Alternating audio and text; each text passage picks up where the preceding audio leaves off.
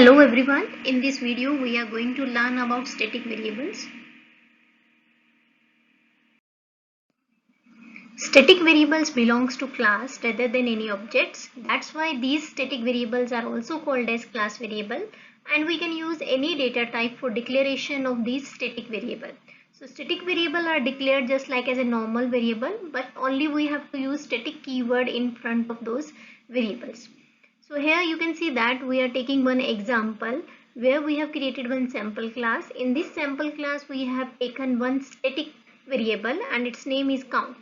So in this way you can create static variable in your class. So if I will create another variable, for example int amount, so that will not be considered as a static variable because I have not used static keyword in front of that.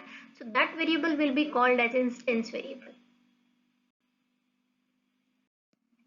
Another thing about static variable is all the static variables are allocated and initialized only once at the start of the program. So a single copy of static data is maintained in memory, which is shared among multiple objects.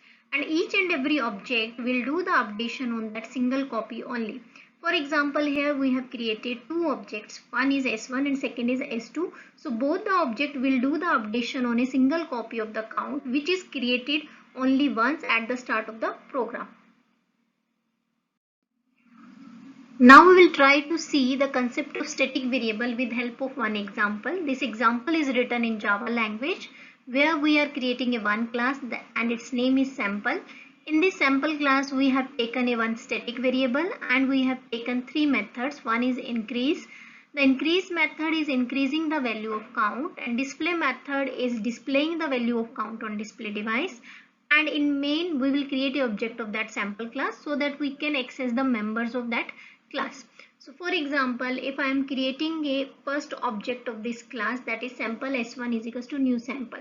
So as we know that all the static variables are created only once at the start of the program. So count, the memory is going to be allocated for count and it will be initialized by 0.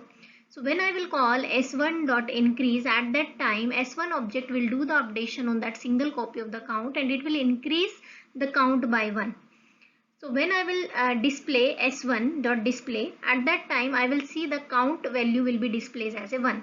For example, if I will create a one more object s2 and I will call s2.increase, at that time as we know that count is a static variable and a single copy will be maintained in memory. So s2 will do the updation on that existing copy of the count and it will update the count from 1 to 2. So now when we will see s2.display, then at that time we will see on the display device count is equals to 2. So in this way a single copy of the static variable is shared among multiple objects.